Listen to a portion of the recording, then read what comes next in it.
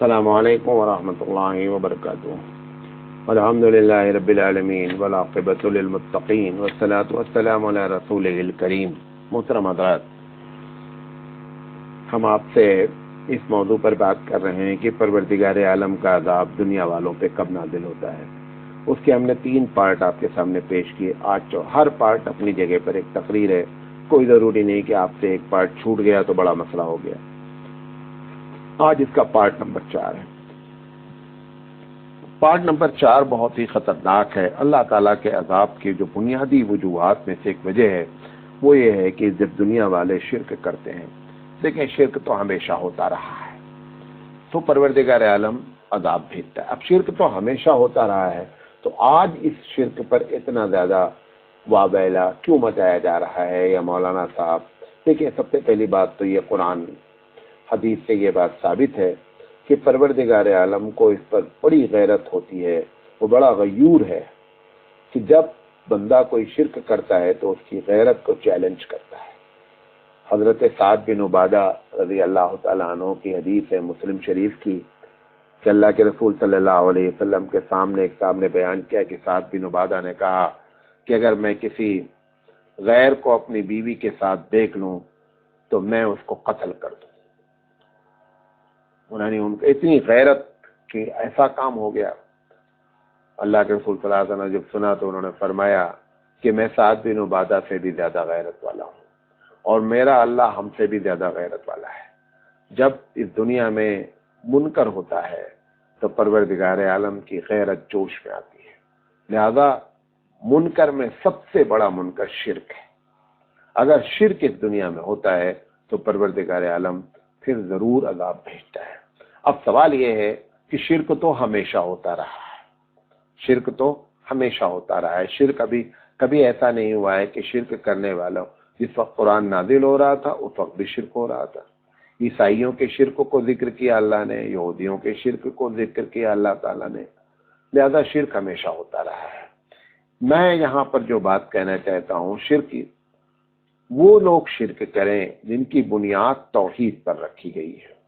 آپ کو اس دنیا میں اللہ تعالیٰ نے پیدا کیا ہے، مسلمانوں کو اللہ تعالیٰ نے اس دنیا میں پیدا کیا، بنیادی وجہ یہ ہے کہ دنیا شرک میں ڈوبی ہوئی تھی، لہذا آپ توحید پرست بن کر کے اس دنیا میں ابھریں گے۔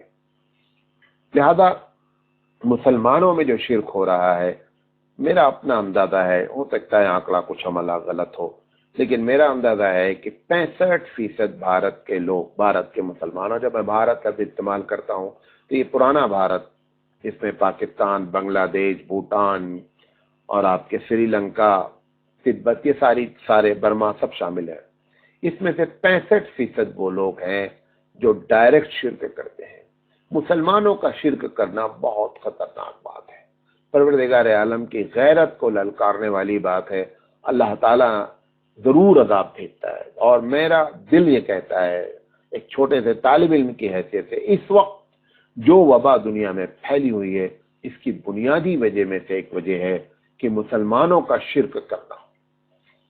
ساری دنیا شرک کر رہی تھی، آج بھی کر رہی ہے، کرتی رہے گی، لیکن مسلمانوں کو اس تعداد میں جو شرک ہو رہا ہے یہ ایک بہت بڑا مسئلہ بن گیا ہے۔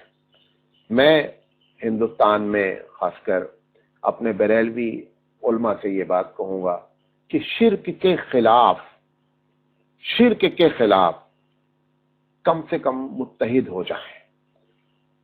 اعلیٰ حضرت کے فتاوے کو اٹھا کے دیکھ لیں، ان کا حالانکہ کوئی بریلوی عالم اس بات کا قائل نہیں ہے کہ قبروں پہ جو سجدہ ہو رہا ہے یہ شرک نہیں ہے، سب اس بات کے قائل ہیں۔ قبروں پہ جو طواف ہو رہا ہے شرک نہیں ہے، سب اس بات کے قائل ہیں۔ عورتوں کا میلہ لگانا قبروں پر، سب اس بات کے قائل ہیں بریلوی علماء کی ناجائز ہو رہا ہے۔ بس صرف ایک چیز ہے کہ ان چیزوں کو اپنی مساجد سے بولنے کے لیے ہم تیار نہیں ہیں۔ خدا کے واسطے امت کو ڈائریکٹ شرک سے بتائیں۔ اگر توحید کے معاملے میں متحد نہیں ہو سکتے ہیں تو کم سے کم شرک نہ کرنے پر متحد ہو جائیں۔ یہ تو کیا جا سکتا ہے، یہ تو ڈائریکٹ شرک ہے۔ ڈائریکٹ آپ اندازہ کریں کہ مسلمان قوم ایسا شرک کرتی ہے، محبوب سبحانی کے کٹے کو پوجا کرتی ہے، महबूब सुबानी का कट्टा। यूपी वाले पूछते हैं मौलाना साहब ये महबूब सुबानी का कट्टा क्या होता है? ये भी एक चबूतरा होता है जिसमें कुछ भी नहीं होता। हिंदू तो कम से कम उसके ऊपर एक पत्थर रखता है जो नजर भी आता है, इसमें कुछ भी नहीं होता है, कुछ नहीं होता है, और उसकी जाकर के सुबह शाम पूजा करता है, उस पत्थर के चबूतरे की पूजा करता है। हत्ता कि बहुत से गांव यहाँ ऐसे हैं कि जहां पर मस्जिदें कम हैं, आशूरा खाना। क्या आशूरा खाना में क्या रखा हुआ है? पंजा रखा है, उसके सामने चिराग जलाया जा रहा है, उसके सामने हाथ जोड़ा जाता है। आप अंदाजा करें, अल्लाह उस कौम को, जिस कौम में रोजाना सूरह फातिहा पढ़ी जाती हो और सूरह फातिहा में कहा जाता हो कि अल्लाह हम तेरे अलावा किसी की इबादत नहीं करते हैं, वो कौम जब पंजों की इबादत करती होगी, वो कौम जब महबूब सुबहानी के चबूतरे की इबादत करती होगी, तो अल्लाह ताला दरख्त पे, कौन ऐसे गांव हैं कर्नाटक तमिलनाडु वगैरह में कि जहां पे दरख्तों की ना पूजा करते हो, हत्ता कि बुर्का पहन पहन करके लोग मंदिर जाती हैं। यहाँ हुबली के करीब में थोड़ी दूर पर एक गंदा नाला है, पानी आप देख लें तो पानी को मतलब इतना गंदा होता है, औरत मर्द सब वहां पर आकर नहाते हैं और ये अकीदा रखते हैं कि ये पानी के नहाने से जो है वो हमारी बीमारी खत्म हो जाएगी। अल्लाह ताला हिफाजत फरमाए। ऐसी कौम जिसकी बुनियाद तौहीद पर रखी गई थी। अजीब गरीब मामला है। इब्राहिम अलैहिस्सलाम के साथ भी यही हुआ कि इब्राहिम अलैहिस्सलाम ने बुतों की पूजा ना करने पर शहर छोड़ा,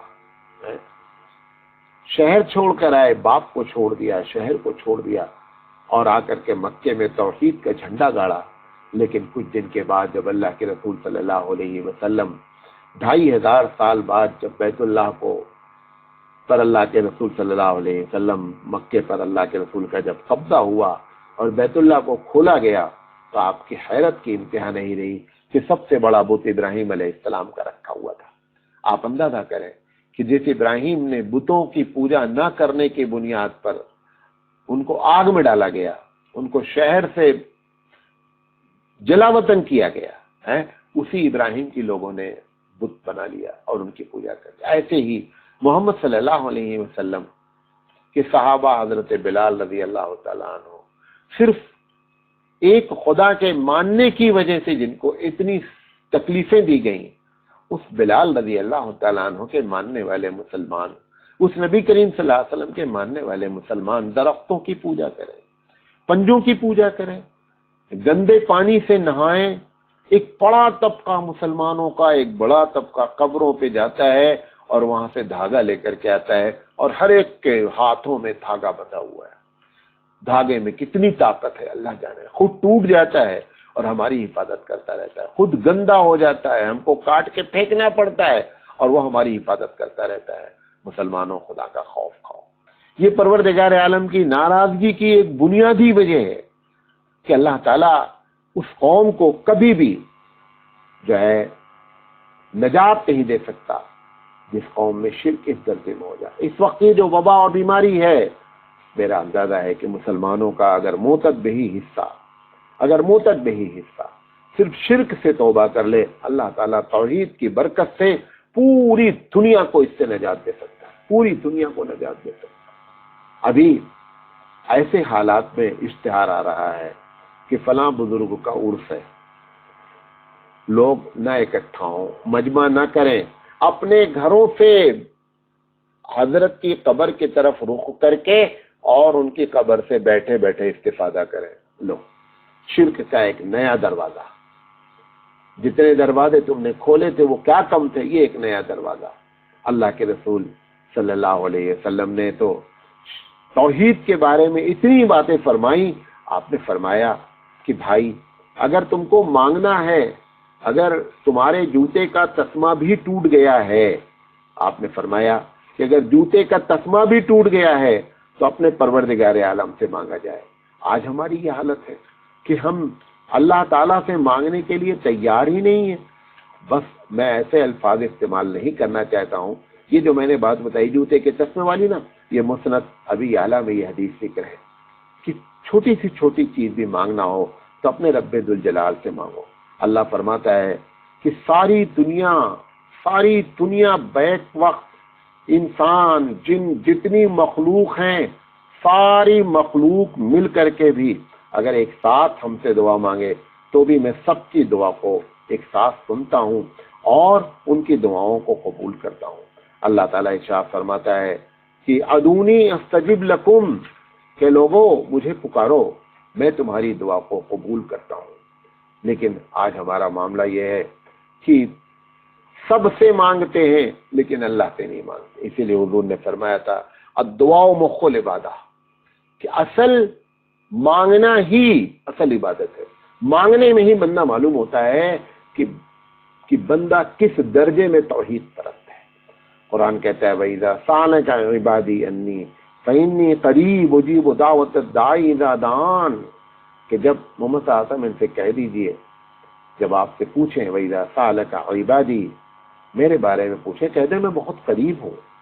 دوسری جگہ اس نے کہا نحن اقرب الیہ من حبل الورید، میں تمہاری گردن کی رگ سے زیادہ قریب ہوں۔